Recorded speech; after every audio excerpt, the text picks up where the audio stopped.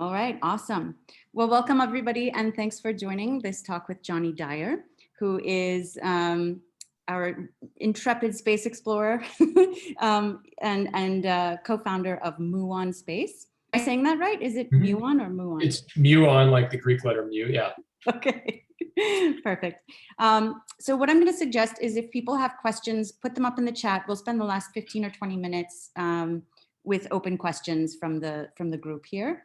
And why don't we just start out, Jonny, if you don't mind, give us a little bit about your background. Where'd you grow up? What were your influences and how did you get interested in space? Sure. So I actually grew up in Texas. I grew up in San Antonio on a large, it was not rural, but we lived on 2 acres. So I spent a lot of time outside doing various things that, young boys now are not allowed to do anymore. And then I actually came out to California to come to college at Stanford. I came on a baseball scholarship, so I did 3 years of varsity baseball at Stanford, and then basically quit to finish school, and did my bachelor's and master's in mechanical engineering at Stanford, but spent a lot of my time kind of in the AeroAstro department. They didn't have an undergrad AeroAstro department at that point, so I did kind of part-time research with some of the labs there. And after school, I actually joined one of my AeroAstro professors' companies. It was a small company doing rocket research and basically mostly government-funded kind of research contract stuff. But it was really fun because we got to do kind of full life cycle from write proposals to design some experiment to actually go and build the stuff and run the experiment and collect the data and analyze the data and write a report. So you get to learn a lot doing that. And I did that for about 3 years. And then some friends of mine from grad school started Skybox Imaging. And basically they did what I guess probably makes a lot of sense for any new grad startup founders. They went back to all their grad school buddies to try and hire them. And so they hired me as the second employee initially as the mechanical lead for the spacecraft. But as is typical in a startup, there's always way more to do than there are people to do it. And so I ended up kind of wearing a lot of hats and did a lot of the work on the actual electrical architecture and software architecture and the imaging system. And over time, just kind of naturally grew into a role that became the chief engineer. And Skybox was, quite a journey. We did that for 7 years. We're acquired by Google in 2014 and operated within Google for a few years. And then Google sold it again back to Planet. And at that point, I stayed at Google and ran a team that was building basically the street view cars and also some aerial imagery systems. So it's basically the map data collection group. I did that for a couple of years and then got recruited to go to Lyft's autonomous vehicle group and joined to run the team that was basically responsible for building the cars or kind of augmenting the off-the-shelf cars with all the sensors and compute and network stuff. So kind of the hardware and lower level software components of the AVs. And again, did that for a couple of years. I thought that would be a really interesting experiment. It was quite different than anything I'd done before, more robotics and, a lot of heavy AI machine learning stuff, which I got a ton of interesting experience from, but also kind of at the end ran away screaming and decided that I wanted to go back to aerospace in some form. And so kind of towards the end, I was spending a lot of time thinking about what I wanted to be spending my time on. And the two kind of, core areas that I was most interested in were aerospace, given my experience and just love of that area. But also just from a point of importance, climate. And so kind of the origin of Muon Space was really one of where those two things intersect, sort of space and climate. And that's how we got there. Cool. Lots of steps along the way. Tell us what you're building at Muon Space. Can you give us a bit more of a sketch? What is the product and what goes into it? Yeah, so there's kind of a short-term version of that and then a longer-term vision for it. Let me start with the longer-term vision because I think it motivates it better. So our general sort of perspective is that, we're in a world where we're going to have to deal with the impacts of climate change, as much as we would like to fully solve the carbon problem. It's just not going to happen. And so we're going to be in a place where we have to learn how to adapt. And that if you look at kind of the current state of affairs, our ability to do that from an understanding and a prediction perspective is really quite poor. Even if you look at the climate models, for instance, they're all over the maps in terms of the range of future possible scenarios that they predict. And then even if you have a relatively good understanding of the warming that's going to happen over the next 50 or 100 years, the exact impacts, the things that actually matter to people on the ground are very hard to predict and very hard to know. And you can see that, I think, in a lot of the media noise around, attribution and this disaster, that disaster was or is not caused by climate change. And so, our belief is that really to exist in this new world, we're going to need much better understanding and data about how the Earth is changing and what the impacts are, both to from a kind of like understanding, but also from a predictive perspective.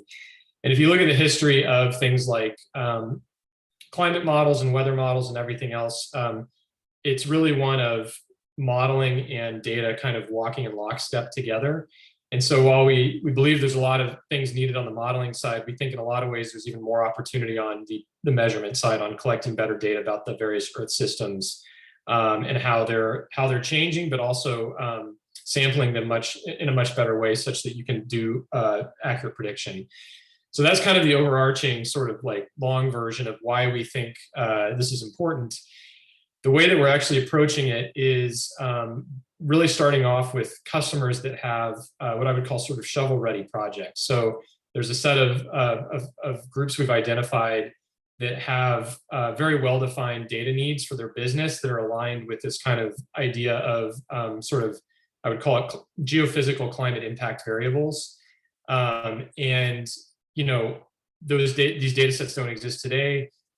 They can be done very effectively with a constellation of small satellites, but these groups don't have the in-house sort of capability to do it themselves. And so we're partnering with them essentially as an execution partner to kind of offer a turnkey remote sensing platform for them to develop these data sets with. And then we'll obviously build, deploy, operate the systems for them and deliver the data in the end. Longer term, our hope is then to expand that into a place where we're, also building our own data sets and over time building higher level products on top of those, but that's not really our focus right now. Cool, very cool. Let's dig in a bit more to your business model, and then I'd love to come back to Skybox and some of your early experiences. Sure. Curious, so you talk about shovel-ready projects. How many of those are going to be government projects versus, industry needs? Are you waiting on industry regulation to trigger need? What is the breakdown of customers you're expecting? That's a really good question. So the customers we're focused on right now are almost purely commercial, and that's somewhat by design. I think the government is an important long-term customer, and I know we can go into that more in a little bit. But I think that my perspective is that we want to really try and start with and prove out a commercial market for these things, because I think that's going to be a much better long-term flywheel to really sort of support and scale the growth of these type of data sets. Government has done a lot of work in this area in the past, but the model is somewhat fixed and limited, and it's not going to change dramatically in the future. And there's also all the political implications, et cetera. And so I think our goal is really to try and build out a really strong commercial base for these type of data sets. And so, one of the, an example of a data set like this or a company that we're working with in the commercial realm right now, it's a weather company. So they're essentially a SaaS weather forecast provider. And they have identified a key atmospheric measurement as very impactful for differentiating the product. And so this is an example of an area where it's not directly climate change, but weather is highly climate impact related. So it's very aligned with our vision. And there's a clear commercial need with demand and money there to do it. That's great. I know that a lot of companies that have come before you, and you and I emailed about this, have had to sell themselves off to the Department of Defense. Under Obama, the national security threat that he was perhaps most concerned about was climate change.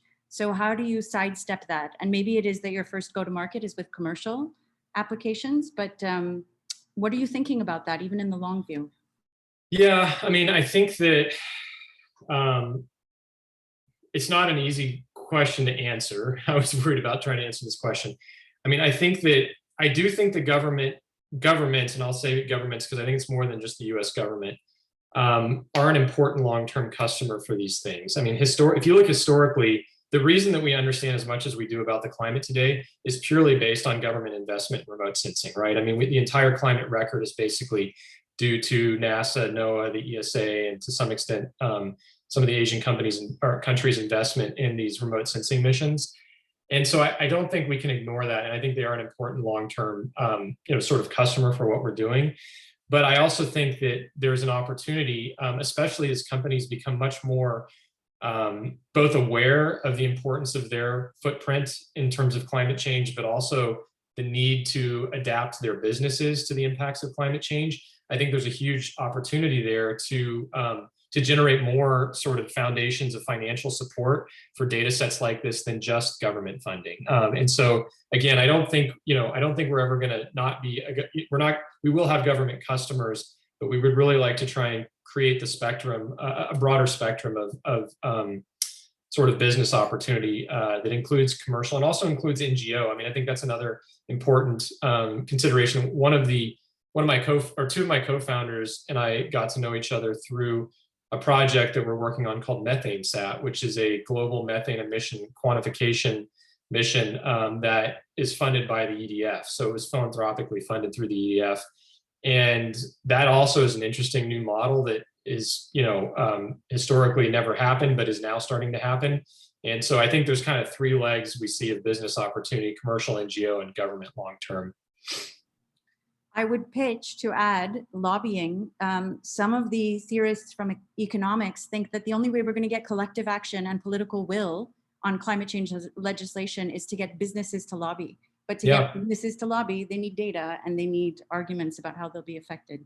So I'd love that's true. Lobbyists buy data from you guys and use it to push. Yeah, so there's sort of a feedback cycle there too. And I think that one thing that one of our other investors asked us, like, why is the time right now versus the last, 4 times there's been clean tech fads? And I think that one of the answers to that, or in my opinion, there's 2 answers to that. One is that we're now really actually seeing some of the impacts of climate change, and that's going to accelerate. So I think it's going to be much more top of mind for people. And the other thing is I think that consumers are really starting to hold companies much more accountable for what they do in terms of climate than I think they ever have before. And you're starting to see this in terms of the priorities that companies have internally. So I think there is sort of a time is right element to this. That leads into another question, which is, you're in an incredibly capital intensive industry. So what is the big bet that investors are making? They're putting a lot of money, presumably, behind an effort like this. Where and when are they going to see the payoff? You mean for Muon specifically, or the whole space segment? If you're open to saying explaining for Muon specifically, but yeah, for the segment. I mean, it's been flooded, and is it a fad? Is it? Yeah, I mean, my opinion is it's a bubble. I think the space area has been overinvested, especially certain segments of it, like launch. I think it's very difficult to justify the investment that's gone into launch. I think there are areas that are going to create meaningful returns on investment. I mean, I think the stuff that SpaceX is doing with communications is going to be pretty impactful from a business perspective, and Amazon and others. I think one of the things that's important to remember is that although there's a lot of money going in from the private sector, in sort of absolute magnitude compared with historical funding from the government sector, it's actually not that large. And one of the reasons that there's so much money going in right now is that the unit cost economics of space have dramatically changed. And so the cost of entry to do something in space is dramatically lower now than it was even 10 years ago, even when we were doing Skybox, frankly. And so I think that while I do think it's overinvested, I think the the ratio of capital at risk that's going into potential payoff that's going to come out is much lower than it would have been 20 or 30 years ago, just because that same capital is going to so many more and more diverse projects. So it's, there's a little bit of sort of the VC model here where you can actually start to afford to make 10 bets and expect one to pay off because sort of the transaction cost has come down enough to make that viable. Yep. Yep. Well, let's go back to your Skybox days. And I know you were at a research startup before that, but tell us about the early days at Skybox. What were you guys really focused and fixated on? What were you most excited about? And with 2020 hindsight, what did you guys maybe miss out on, if anything? Yeah, I mean, you'll have to hold me accountable to answering all three of those, but let me try here. I think, in the early, so one of the things that I think people maybe it's a little bit hard to realize looking back now, but when Skybox started, the idea of a space startup was nuts. Like the founders, Dan Birkenstock, who's the CEO, is a close friend of mine still, and we were talking about this the other day. They did 60 VC pitches and got no's before they got, basically they were on their last pitch when they got somebody to invest in their Series A. And the terms they took were, poor, very poor compared with what companies are raising now, and et cetera. So, I mean, we were just sort of excited to be able to do that at all, that like somebody was actually willing to invest money to try and go build a satellite seemed amazing to us. And then I think, a lot of it was sort of almost chip on our shoulder, proving there was a bunch of people telling us this was impossible, that like you can't build what you're saying you're going to build for the cost you're going to build it and on the timeline you say you're going to do it. And so I think a lot of our, focus was like proving that wrong and showing that this was possible and that you could build something of value that's reliable in space for, private at numbers that private capital can support. And then a lot of it too, we were just, very young and kind of naive in a good way, in the sense that we didn't have that fear of not being able to achieve it. So it was kind of like that the question of is this going to work never really, or there were many times where we thought like we're totally screwed, but it was like, okay, well, whatever. So what's the easiest way to get out of the current predicament we're in? And everybody just kept going. There was never like a moment of we should give up, which was really an awesome kind of experience to go through. In terms of what we learned in hindsight, it's a really good question. And it's something that, a lot of us that went through it have talked about a lot. I think that we were a little bit naive about the market for the data, in the sense that there was a little bit of a build it and they will come mentality, that like, okay, well, we know there's this government market for data like this. There must be this other huge commercial market too. If we produce the data, all this other wonderful things will happen. And I think we focused a lot on the implementation and not the product for the first several years.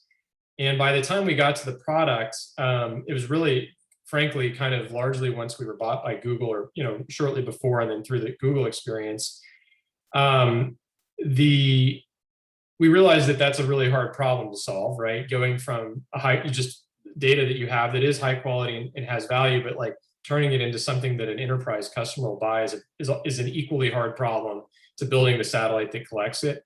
And the other thing I think we realized was that, had we started that process earlier, it might have pointed us in certain directions from an implementation perspective that we would have done a little bit differently. Although I think in general, that was a secondary thing. I don't think there was big things that we would have changed about what we built, but I do think we probably should have started on sort of the product and business side much earlier than we did. So with Muon, what does that look like? Is it a more agile development cycle? Is it a different team that you bring in from day one or day zero? Yeah, it's a good question. So, so this is one of the reasons that we are really trying to focus on working with paying customers early. So this what I described as sort of mission as a service model, where we're kind of partnering with customers that have shovel-ready projects that they really want to do, is largely kind of based on that experience of like, we didn't really have deep customer engagements until 5 years into the company, and when we actually had satellites in space. And so we're trying to get that going much earlier, as a forcing function on the company to build things that people are willing to pay for. And then the other piece I would say is, I think we were very monopically focused on a particular data type and data set, which was high resolution visible imagery, because there was a known market and there was a lot of good reasons to do that. I think from our perspective is that a lot of the future looking opportunity, so imagery is very crowded. now. There's a whole bunch of companies doing what we were trying to do. We think from a future-looking opportunity space, it's much more in the combinations of a lot of diverse data sets that are collected from different types of sensors. And so a lot of what we're trying to build is a platform that is very adaptable to supporting a lot of different data types and sensor sets. So that kind of, to the agility point, allows us to quickly go from a customer that has a need and assemble almost like Legos, the right building blocks to get something in space and delivering data to them, rather than having to kind of do this from the ground reinvention of the whole stack every time you're doing a new data type. So I think those are kind of the two of the focuses. And then the other piece you mentioned is like also just team DNA and making sure that we have people in the company early that have that sort of experience with enterprise data products and understanding that cycle. And we have a couple of advisors that are working with us that have been fantastic in that regard. Just sort of getting that DNA in the company early. Cool. Amit has a question. Amit, do you want to unmute and ask it? I think it's relevant to this point. Hi, thank you so much for taking the time and coming to SPC. So you described that this time around you're focusing more on the customers, and I'm sort of thinking along the lines, similar lines, and I want to ask, how do you balance the time, the resources that it takes to sell to early customers and to tend to their needs, because they're enterprise customers and they ask really the world of you, and compared to the vision, the bigger thing you want to build, how do you balance that? I don't have a great answer. That's a hard challenge. I mean, this is something that we spend a lot of time talking about because one of our customers could very easily become all-consuming if we let it. And so that's definitely a topic of debate internally.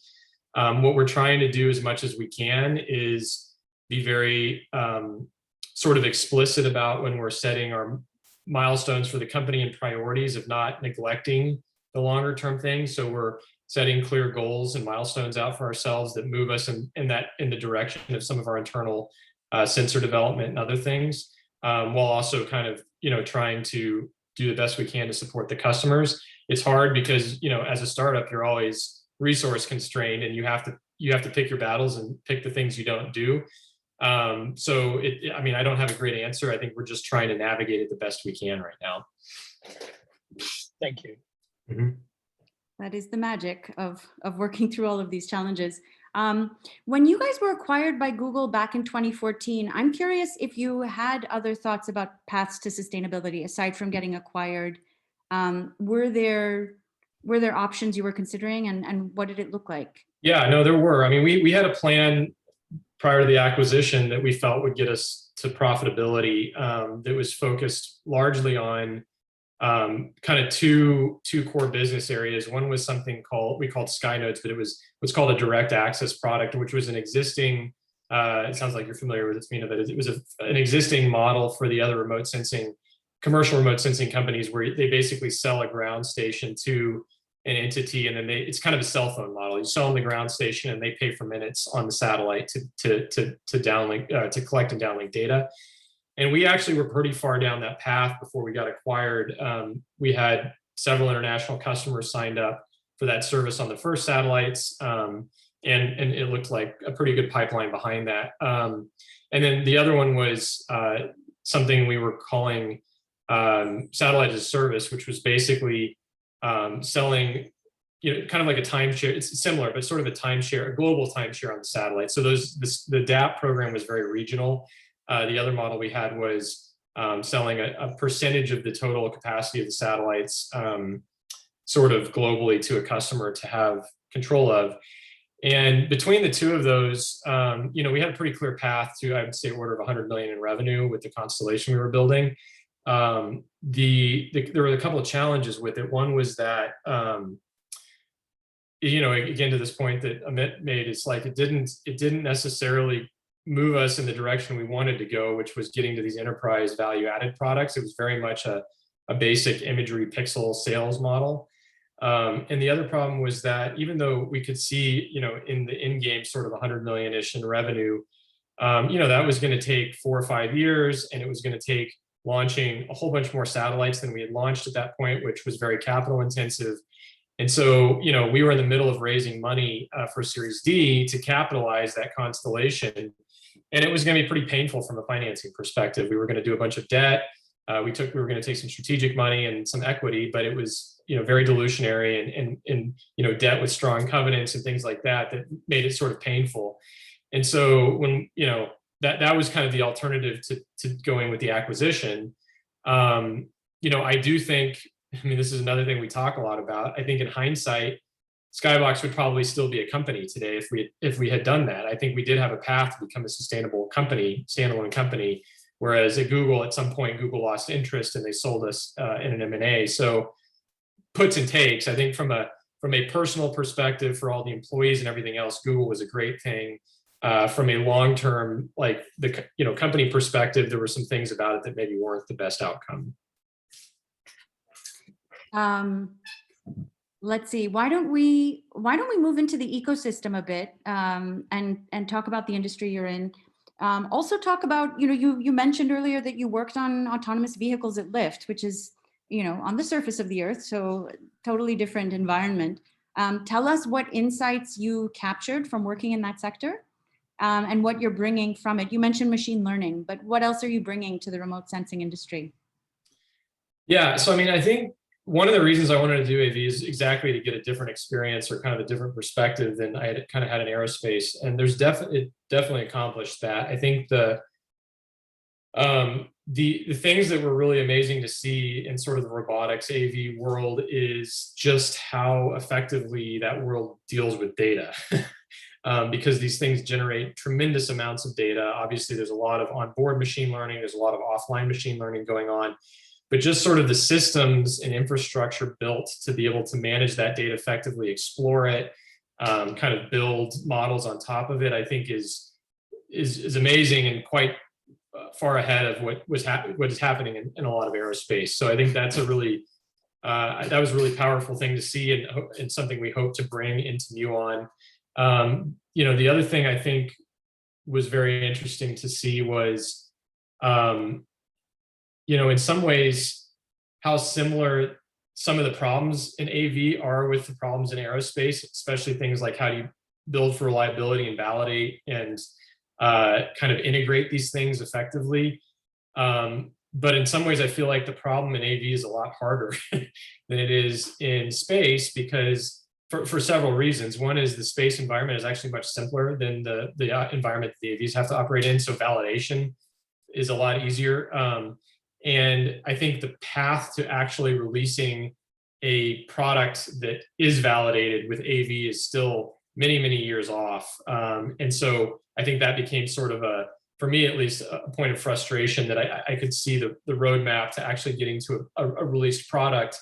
And in a lot of ways, it looked like the things I liked least about aerospace, which are these like heavy tail, big paperwork validation efforts. So, that's just something that I kind of was an interesting perspective that I didn't have when I went into it, that I kind of learned.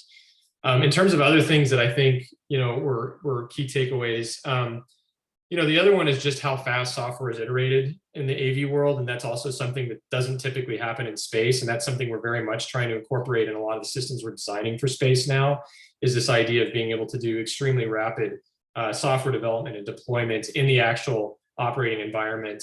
And doing things like going from simulation to software in the loop to hardware in the loop to actual, release and production very seamlessly, and kind of architecting those things to do that process very holistically and seamlessly. In aerospace, typically those are much more discrete things that then there's a lot of difficult translation and integration that happens between each step. And it really, being an AV showed me that it doesn't have to be that way. You can do that much more smoothly. Let's go to another question from Amit. He's asking about regulation and how it affects you guys in deploying software. That's a really good question. So actually, there's not a lot of impacts for space-based systems from a software perspective. The big areas of regulation that we have to contend with are largely communications, FCC or ITU. So in so much as we could violate things like our FCC licenses, you have to be a little bit careful. And there are some kind of evolving and upcoming regulations around things like making sure the spacecraft can re-enter successfully or within a period of time due to kind of the space junk problem.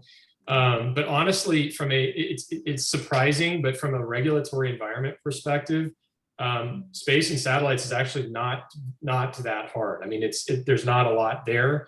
There's nothing really that would prevent, for instance, somebody from just uplinking new software with totally unvalidated software to their spacecraft, short of the fact that, if they brick it, the thing's dead, and then they may be subject to some considerations if they can't manage the spacecraft or re-enter it. But honestly, even that, there's not hard regulations around right now. It's much more sort of best practice and kind of industry consensus. So it's actually it's surprising, but from a regulatory environment perspective, it's actually not what you would expect.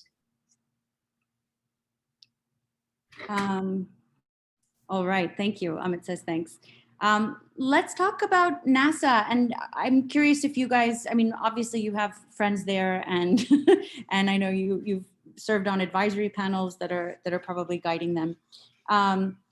They recently announced a new Earth System Observatory to improve the understanding of climate change, and maybe this was an ongoing program, but it's getting new money under Biden-Harris. I'm curious, how effective do you think these investments will be in the short term? The last administration was pretty obsessed with Space Force and expanding industry footprint. Congress mostly remains supportive of other priorities. But I'm curious where you see NASA heading, and is there intersection with your own priorities at Muon? So, I mean, what's the best way to describe this? I think NASA's role is extremely important. I think that what they announced with the Earth Observatory is a good step. It's not something that's necessarily new. I mean, it's sort of a repackaging of work that's been decades really kind of in the making, and sort of continuity of that work. The Europeans have done a very good job with the Copernicus mission of building a long-term roadmap for these remote sensing missions. And I think that the hope is NASA is trending in that direction as well. For a long time, NASA did a good job of that, and then it kind of fell by the wayside. One of the big challenges, honestly, is really congressional budgeting. I mean, I think it's one thing for the administration to announce this or that initiative, or NASA to say that they have this roadmap, but it has to get funded, and so much of that is really tied up with congressional politics. So, I mean, I think I'm not answering your question perfectly, but I do think there's a very important place for these missions that NASA does, and NOAA, and the ESA and the Europeans and others are doing. I will say the one thing that I think is missing there, aside from the obvious challenges with politics and budgeting, is these missions are still being done in a very traditional way, which is that they look at sort of a very large, complex single spacecraft solution to making key measurements.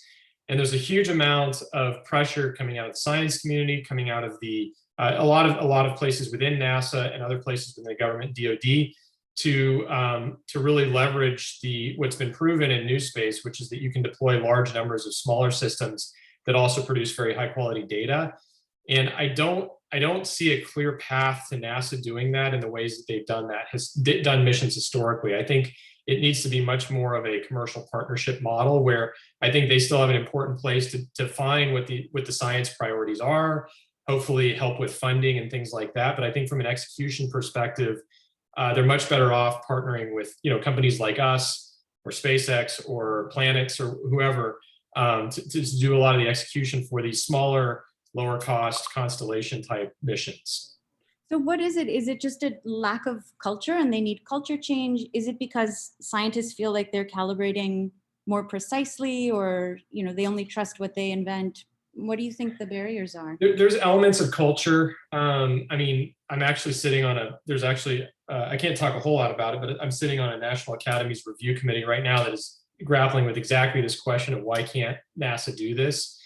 And, there's elements of culture to it. There's a lot of sort of just heritage in how they think about not only the development of a system, but also the procurement process. That, like, how do you allocate money? How do you issue a contract?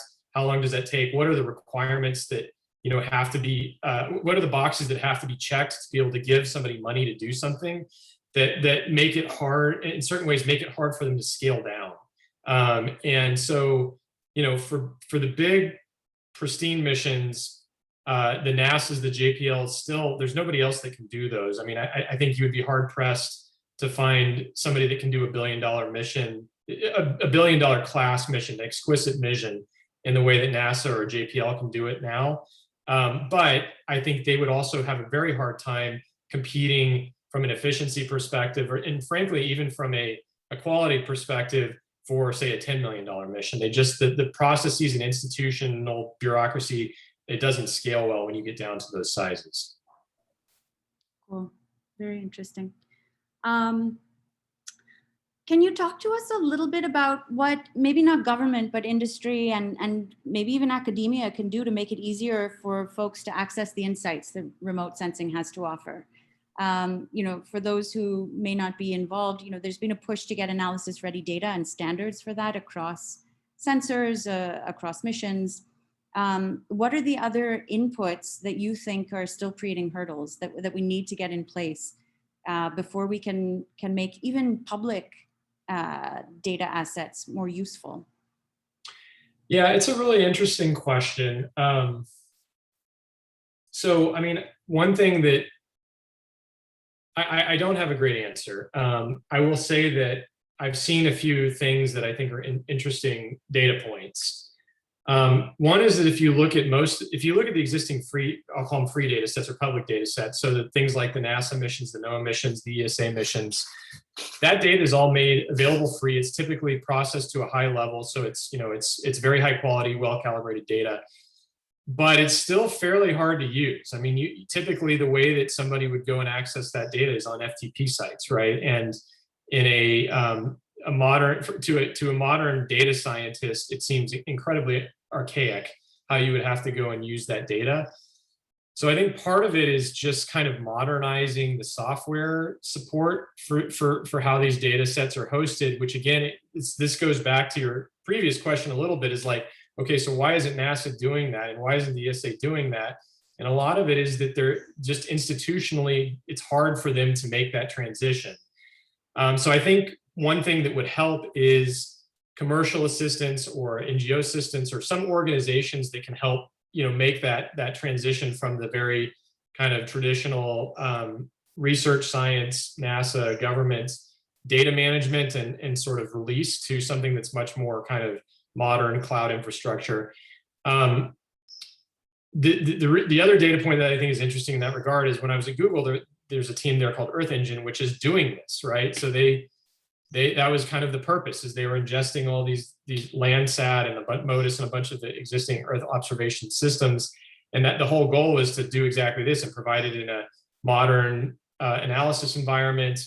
And I think they've been somewhat successful, but it hasn't been fully successful. And I don't really know why that is. I think part of it is how Google has developed it as a product and what their focus has been. I think it's also partially because that product doesn't generate a lot of revenue for Google, so it hasn't received a lot of investment over the years, or the investment has declined. It's also commercial, so it's made available somewhat. You can't just freely use it. You still have to have some sort of contractual relationship with Google. It may be a free contractual relationship if you're a researcher, or maybe paid if you're commercial, but it's not something that anybody can just get in and start immediately making large scale use of the data with. So I think it's a really interesting question. I don't have perfect answers, but I think part of it needs to be sort of a maturing of the sort of availability, hosting, and access of these data sets so that it lowers the barrier to entry for somebody that's not sort of a remote sensing expert to use the data. Yep. Yeah, less random universities hosting data sets. Yeah, exactly. Yeah, I mean, that's literally, I was looking, we're very interested in a mission as a model that NASA's running right now called Cygnus, and all the data is on FTP servers at Michigan. That's where you get the data. So. I want to ask a question about where I had intersected with Skybox back in 2014. I was working with researchers at Stanford and Berkeley And they approached Skybox to see if you guys would make data available, if you would task your satellites on Kenya and Uganda. And this was to try to understand crop yield estimation. It's a well-developed field in the US. We know what every acre of land is going to output, whether it's corn or soy. We have these amazing models. And where famine happens, we just don't get the right data and we don't have models. You guys stepped up and provided the data, and it was some of the earliest efforts to get predictions of crop yields in these areas. I'm wondering, there is this remote sensing divide. Some of the places that are most networked are also most focused on by the remote sensing community, and the folks who don't have connectivity just don't get observed. How do you think about the remote sensing divide? And what are you thinking in particular with Muon? You mentioned partnerships with NGOs. Yeah, no, it's a great question. I think the simple answer to why it is that way is money. It's always the answer to everything, right? The reality is, and I'm glad we were able to help at Skybox, the reality was at the time our satellites were very underutilized. And so it was easy for us to take some of the capacity we felt strongly it was a good thing to do, but it didn't cost us anything to kind of use some of the capacity for those applications. As the business is developed, I'm sure now Planet, those satellites are fully utilized, and it's much more, as a business, they have to optimize, they have to somehow figure out how to monetize the time that they're getting on the spacecraft. And so I think that's the simple answer to why this divide exists. And it's very much related. It's also related to kind of supply and demand, right? If there's that's always true in the case where there's insufficient supply or the price, there's not price elasticity. So the hope, I think, is that as more and more systems are developed and deployed and the unit economics come down, it starts to change that equation and you get enough capacity where at least it becomes much less costly to start, kind of sharing more of the capacity in underserved areas. In terms of how we're thinking about it, Muon, in some ways, I think we have a little bit of an advantage in that a lot of the missions we're looking at are not, they're inherently going to be global, kind of continuous global coverage missions. They're not going to be tasked or targeted as much. And so it's, in some ways it's a problem we can just kind of sidestep because we don't have to choose. But I think that, the only real answer to it for things that are not in that category where they really are finite capacity tasked resources is, some combination of unit economics being improved and then alternate funding sources, which might go to the NGO thing, right? Like, so if there were funding sources that could support buying data from the planets of the world and then providing, and paying to task the satellites in different places, and then providing that to the community, I think that is a possible model as well. Sorry, I realize we've gone over and I want to open it up for more questions. Are there other questions from the crew here? While you're thinking about them, I will ask one more question. I'm just amazed, Jonny, at how you've had your hand in so many domains. You work in hardware and software, startups, Google, big corporations. You've done research, you've done commercialization. So what are some of the superpowers that it takes to be successful across so many areas? Or put another way, what is the one superpower you want to pass on to your kids? Well, I think probably the simplest answer is like growth mindset and love of learning. Like, I think that frankly, I get bored easy. So I end up trying to do different stuff for better or worse, successfully or unsuccessfully. But I think that, honestly, for me, the biggest criteria for my, life happiness, but career happiness for sure is, am I learning new things? And is it, am I being stretched in directions that I haven't done things in the past? And it's kind of an uncomfortable space to put yourself in initially, but I also find long-term, it's the only sort of really satisfying way to be. And so, I think for my kids, I very much hope, that they learn not just, it's kind of like the difference between what to learn versus how to learn. Like, I'm much less interested in them learning what to learn than how to learn so that they can support and feed that themselves in the long run. And I think that's probably, I don't know if it's a superpower or just like an annoying trait that you get bored and have to do different things. But I think that's probably the one that, for me, it's paid off for me. Like, I think that approach is worked out pretty well. And it may not have optimized for money or for title at some big company or other things like that, but I certainly, from a sort of life happiness and kind of career happiness perspective, it's worked very well for me. Awesome. Other questions from the group here?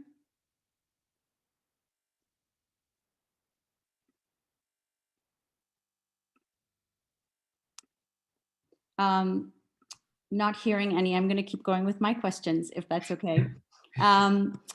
I am curious how you're thinking about making the space industry more diverse, or where you've seen it move in your, more than a decade working in this area. We think about it at South Park Commons. We're a community of technologists. We're only 30% women. We think that's pretty good, but we reflect the makeup of Silicon Valley largely, even though we're spread out. Yeah. How are you guys thinking about it? Is it any different in the space industry? No, I would say the space industry is bad or worse. I mean, very, frankly, Skybox was mostly male. It was a heavily male-dominated culture. We had some women that did very well in the environment, but it was definitely male-dominated. This is something that's very much on our mind right now as we're trying to hire the team. I think that I don't have any wonderful answers to how to solve this problem. It's frustrating because even just like, us looking at our pipeline, it's very hard to develop recruiting pipeline that's diverse. A lot of the roles that we're hiring out of, if it's coming out of traditional aerospace, the stats, the breakdown looks worse than Silicon Valley. It's 80+% male and other things. So one thing that I do think is important, I don't know if it's a solution, but I think is important, and we definitely feel strongly about this, is that the mission being sort of important to a wide variety of people and different types of people, right? So not having a mission that is just solving for, first world problems or particular socioeconomic problems, but really a mission that people from a wide variety of backgrounds can become passionate about. And I do think we have that. I think that climate is something that's going to affect everybody, and in a lot of ways it's going to affect people that are not in the top tiers of the socioeconomic ladder the most strongly. And so I think from a pure just kind of interest and passion perspective, we're hoping that is going to be a powerful tool to attract diverse talent.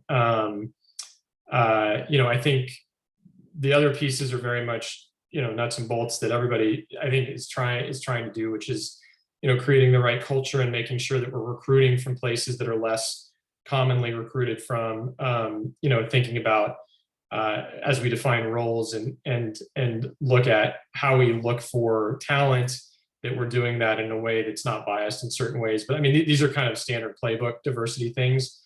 I think the more, maybe the more value added one is just this idea of like, finding mission that is compelling for people. I think actually a good analogy, and this is something I picked up at Lyft for sure. I actually thought Lyft did a very good job of this. Lyft has actually a quite diverse culture as far as Silicon Valley goes. And I think one of the reasons they've been successful at that is they've really embraced their mission in terms of, kind of democratizing transportation. You can believe whether they're accomplishing it or not, but like that is the mission, and they've kind of doubled down on it. And then also leveraging things that they had as resources for diversity, largely a lot of their non-technical roles in the company. So a lot, they have a large diverse workforce around the country that they really tried to highlight and bring front and center in the company to sort of raise awareness and raise kind of the importance of that aspect in ways that I don't think they necessarily had to, right? In a lot of ways, the technical culture, the engineering culture in San Francisco could have been the center of the universe, and they very consciously broadened the perspective on that, and I think it was pretty successful. So I think that's another example of, one way that could be improved. Yeah, that's interesting. We have a member, Trevor Pels, who was at Lyft on the driver advocacy side and product side.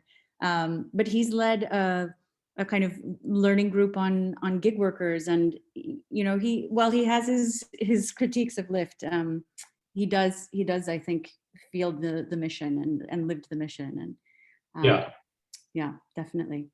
Any last questions from this group? I'm realizing that we'll share this for the recording for the folks who didn't make it, but curious if Osama, Brandon, anyone else on the call would like to ask a question.